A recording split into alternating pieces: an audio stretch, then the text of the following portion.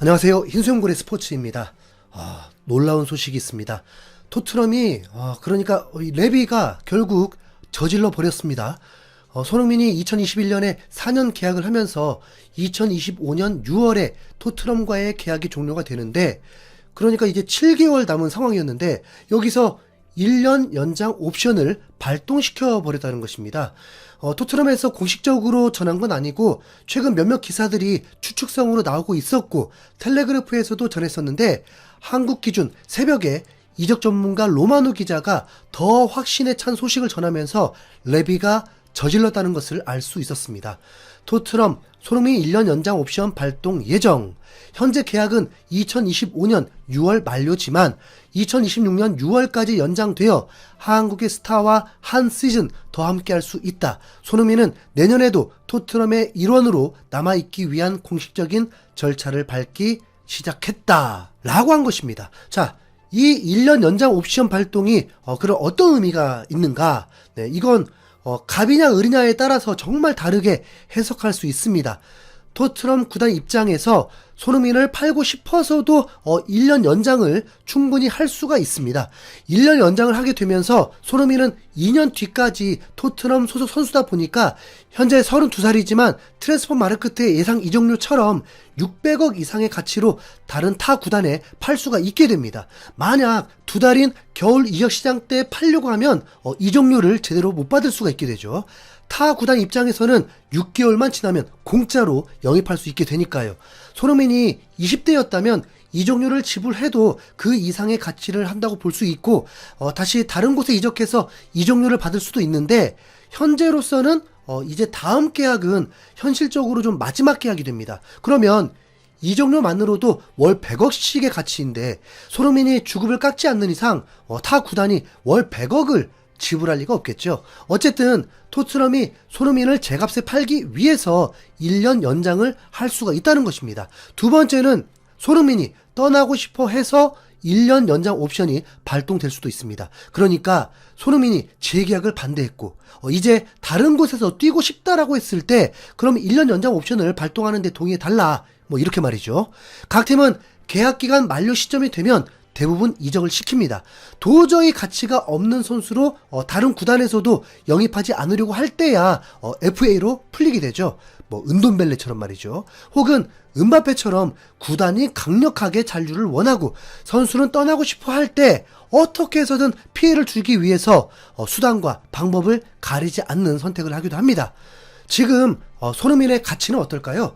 토트넘의 골칫덩이가 아니라 어디서든 영입하고 싶어하는 선수죠. 로마노 기자가 이 글을 남기면서도 현지 팬들은 로마노 기자가 별짓을 다 한다는 둥 손흥민을 떠나보낼 수 없다, 손흥민은 토트넘에서 은퇴해야 한다라는 반응이 대부분이었습니다. 이 1년 연장이 사실이라면 손흥민이 떠난다로 해석을 한 것입니다. 토트넘 스카우터 출신 브라이언 킹은 손흥민은 케인과 함께 최근 토트넘에 뛰어난 선수 중 한 명이었다.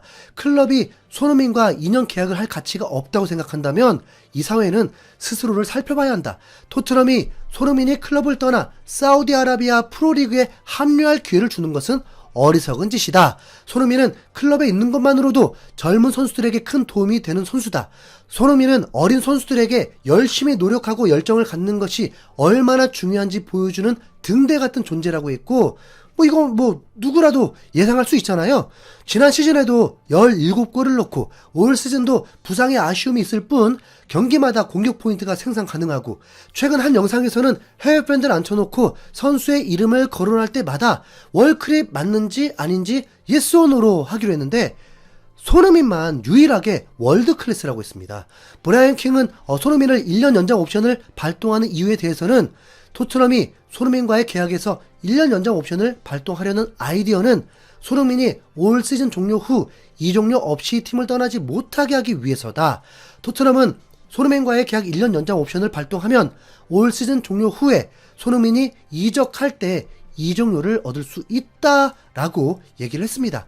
우선 그런 얘기들은 들리지 않고 있습니다. 손흥민이 떠나고 싶어 해서 1년 연장 옵션을 발동하지 않았다는 그런 기사는 없어요. 오히려 어제는 미러에서 손흥민은 토트넘의 계약 연장에 대한 결정에 놀라움과 실망을 나타냈다고 전했습니다. 그리고 일주일 전에는 손흥민의 캠프가 토트넘에게 충격을 받았다. 손흥민의 캠프에 재계약 계획이 없다고 전달했다라고 했었습니다. 이 기사에는 마치 손흥민이 재계약을 원했는데 토트넘이 원치 않는다고 했지만 손흥민은 수개월 전부터 앞으로 일은 어떻게 될지 모른다고 했었습니다. 레비는 완벽한 장사꾼입니다. 이미 다큐멘터리를 통해서도 감독과 구단주와 선수가 3자 대면을 했던 걸 봤었죠. 그건 도저히 연출이 될 수가 없습니다. 선수는 떠나고 싶어 했고 구단주는 떠나고 싶어 한 걸 잡고 싶어 했으나 어쩔 수 없이 보내야 한다면 제값을 받고 보내줘야 하겠다고 했고 감독은 둘 다 이해하기 때문에 어려운 문제라면서 발을 뺐습니다. 이건 매우 현실적입니다. 손흥민과 레비와 엔지 감독에게도 똑같이 일어날 일입니다. 들어보면 구단주는 재계약 의사를 이미 전했었는데 선수는 팀을 떠나고 싶어 하면서 FA 직전 겨울 이적 시장까지 왔었던 거고 추측상 보스만 룰 때문에 에릭센도 타 구단이 자신을 영입하려고 한다는 것을 알게 되면서 일사천리로 진행되었습니다. 레비 회장은 에릭센의 에이전트가 모든 걸 통제하고 있기 때문에 아무것도 알 길이 없다고 되어 있었습니다. 에릭센은 당시에 토트넘에게 매우 중요한 선수였습니다. 그때 몸값은 손흥민을 넘었었습니다. 영상에서 보면 레비가 쩔쩔 매는 게 느껴지죠? 그럼 지금 손흥민이 32살이 되었기 때문에 토트넘 입장에서 손흥민이 필요 없어서 1년만 하고 연장하고 팔려고 한다? 이게 말이 됩니까? 현재도 4,500만 유로 선수인데 거기다 이미 손흥민의 영향력은 더 커지면서 구단에 엄청난 부수익을 줄 수 있다는 걸 타 구단들도 알기 때문에 군침만 돌고 있을 것입니다. 그러니까 스카우트 전문가도 어리석다고 하는 거죠. 1년 연장 옵션이 발동된 것을 일부 언론들이 토트넘이 손흥민을 버렸다는 듯 제목을 만들고 있지만 손흥민이 새로운 도전의 길이 열리는 거기 때문에 오히려 더 좋은 일이 되는 거죠. 손흥민이 토트넘을 떠난다고 해서 마냥 토트넘을 무시할 수는 없습니다. 양민혁이 어떻게 이곳에서 성장할지는 모르겠지만 양민혁에게는 분명 토트넘은 매우 큰 곳이 맞으니까요. 손흥민을 떠나 보내주는 걸로 토트넘은 더 호감을 얻을 수 있습니다. 털트롬! 그나저나 벤탄쿠르가 7경기 징계가 하필 다음 주부터 적용이 되면서 토트넘이 비상이 걸렸습니다. 리그만이 아니라 잉글랜드에서 연결된 경기는 모두 포함됩니다. 그럼 일정을 보면요. 맨시티전부터 풀럼, 본머스, 첼시, 사우스햄튼, 맨유, 리버풀까지입니다. 진짜 이 기간 사이에 유로파 리그가 있어서 벤탄쿠르는 2주에 한 경기씩은 뛴다고 보면 됩니다. 하지만 이 기간에 토트넘은 맨시티, 첼시, 리버풀, 리그컵 맨유와의 8강까지 빅매치들이 쏟아지는데 정말 위기 상황입니다. 포체티노가 경질됐을 때, 누누 산투가 경질됐을 때, 와, 진짜 삐까삐까 성적이거든요, 지금?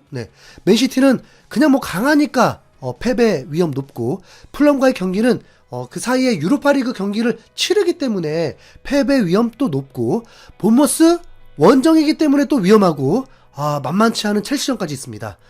정말 다 승리하기 어렵습니다. 그럼, 어떻게 되는지 아세요?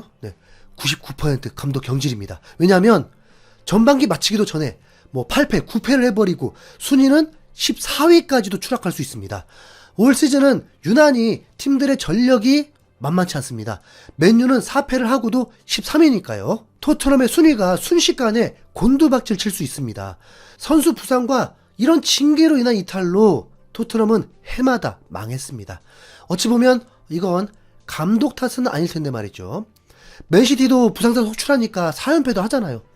우선 새로운 도전처럼 그레이가 원했었던 미드필더 도전을 할 수가 있습니다. 스펜스가 풀백으로 좀 더 활용이 되면 또 되는 거죠. 지금 토트넘이 좋은 성적을 내기 위해서는 미드필더의 강력함만이 필요했는데 이미 메디슨 실체 알았고 베리발 실체 알았고 벤탄쿠르 이탈했고 더 위험한 상황이 확실합니다. 자, 긴장합시다. 토트넘의 쓰나미가 또 예고되어 있네요.